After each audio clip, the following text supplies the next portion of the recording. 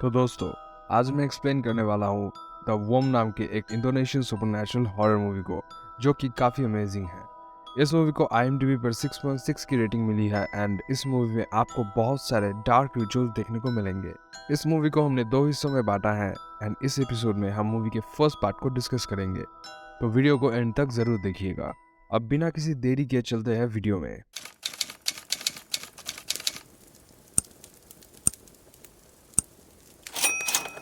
Movie के opening scene में हम मेगुन नाम के एक ऑलमोस्ट बूढ़े हो चुके आदमी को देखते हैं, जो कि good luck and bad luck के बारे में बता रहे थे। कहानी में हम आगे ये जान पाते हैं कि वेडनेसडे या फिर बुधवार को पैदा होने वाले बच्चे के ऊपर कुछ रिचुअल्स किए जाते हैं, जिससे कि वो बैड लक से फ्री हो सके। क्योंकि जब कोई लेडी प्रेग्नेंट होती है तो वो आसानी से ब्लैक मैजिक के शिकार बन जाते हैं। अब सीन चेंज होकर एक सुपरमार्केट को दिखाया जाता है, जहाँ पे हम उलन नाम की एक लड़की को देखते हैं, जो कि उसी सुपरमार्केट में काम करती है। फिलहाल वो एक क्लिनिक में आई हुई थी, जहाँ पे उसे ये पता चलता है कि शी इज प्रेग्नेंट। इस बात पर उलन बहुत ज्यादा खुश हो जाती है एंड अपने बॉयफ्रेंड को ये बात बताती है, पर जैसे उसने सोचा था एकदम उसका उल्टा होता है। उसका बॉयफ्रेंड इस बच्चे की रिस्पॉन्सिबिलिटी लेने से साफ मना कर देता है एंड उलन को कुछ पैसे देकर अबॉर्शन करने के लिए कहता है।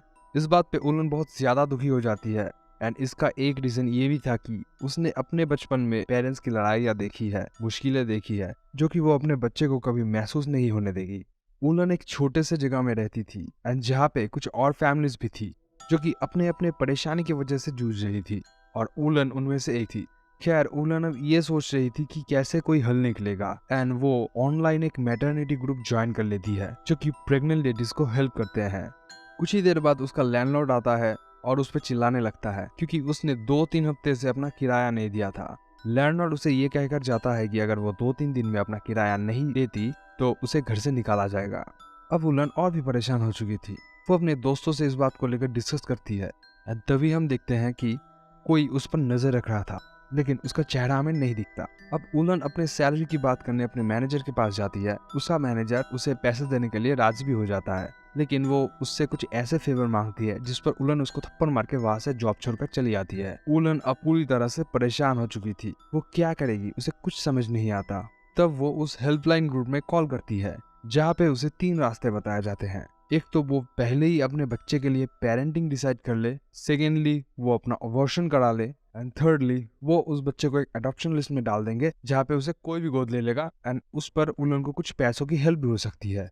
नेक्स्ट सीन में हम देखते हैं उलन को 2 बूढ़े कपल से मिलते हुए, जहाँ पे वाइफ का नाम ईवा था एंड हस्बैंड का नाम था अगस, जो कि उसके बच्चे को अडॉप्ट करना चाहता था। वो ये रीजन दिखाते हैं कि जो कि काफी वियर्ड था। उनका एक बेटा है एंड वो सेकंड चाइल्ड की प्लानिंग कर रहे थे, पर उम्र होने की वजह से वो कैपेबल नहीं है। वो उलन को ये भी ऑफर करते हैं कि जब तक बच्चा इस दुनिया में आ नहीं जाता तब तक उलन एंड वो बच्चा उनके साथ रह सकता है, ताकि वो दोनों का देखभाल कर सके। अब उलन उससे सोचने का टाइम मांगती है। घर लौट के उलन देखती है कि उसका लैंडलॉर्ड वहाँ पे आया हुआ था एंड रेंट ना भरने की वजह से उसे घर से निकाला जाता है। अब वो अपना सामान लेकर नीता के घर रुकने जाती है। नीता उसकी कॉलिग थी, लेकिन वहाँ पे नीता की बॉयफ्रेंड आई हुई थी, जो कि उसका वही मैनेजर था। अब उलन अपना सामान लेकर रोड पर बैठकर सोच रही थी कि क्या किया जाए।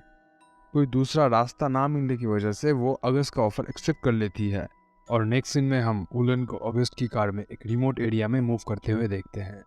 घर में आने के बाद ईवा उसका बहुत अच्छे से स्वागत करती है एंड उसे अपना घर दिखाती है। घर में हम देख पाते हैं कि बहुत सारी एंटिक चीजें थी एंड जहाँ पे हमें ये पता चलता है कि अगस्त को पहले हंटिंग का शौक था, जो कि अब नहीं है। अब कुछ दिन ऐसे ही बीत जाते हैं, जहाँ पे ईवा और अगस्त उलन का बहुत ही अच्छे तरीके से ख्याल रख रही थी।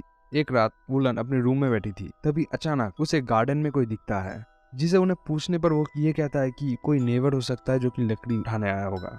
हालांकि ये घर काफी सुनसान जगह पे था, तो रात में किसी का ऐसे आना काफी वियर्ड बात थी। खैर, अब प्रेगनेंसी का टाइम बढ़ता रहता है। एक रात उलन एक स्टोरी बुक पढ़ रही थी अपने बच्चे को सुनाने के लिए, फिर वो सो जाती है। उस रात उसे एक नाइटमेयर आता है, जहाँ पे वो खुद को गार्डन में पाती है और उसके सामने एक लेडी आती है, जो कि उसके वोम पर अटैक करती है, जिससे उसकी नींद टूट जाती है। अब उस स्टोरी बुक में वो एक मैप डिस्कवर करती है, जो कि गार्डन का था। लेकिन उसे कुछ समझ में नहीं आता वो मैप, तो वो फिर से अपने रूम में आ जाती है। नेक्स्ट सीन में हम ये देख पाते हैं कि इवा और अगस्त ने एगन नाम के एक शैमन को बुलाया था, जिन्हें हमने मूवी के एकदम फर्स्ट सीन में देखा था। हाँ, वही गुड लक बैड लक वाला। अब एगन चांटिंग करने लगता है और उलन के ओम पर कुछ हर्ब से किसी तरह का रिचुअल परफॉर्म करता है। एगन उन दोनों को बच्चे की पैदा होने का डेट बताती है, जो कि था वेंसडे। खैर, अब एगन उसके ऊपर किसी किस्म का धुआं छोड़ती है, जिससे कि उलन बेहोश हो जाती है। नेक्स्ट सीन में हम देखते हैं कि उलन अपने ड्रीम में जागती है, जहाँ उसको बहुत ही डिस्टर्बिंग चीजें दिखती है, जैसे कि उसके बच्चे की जगह वो किसी आदमी को देखती है। फिर एक डेमन को घर में नाचता हुआ देखती है।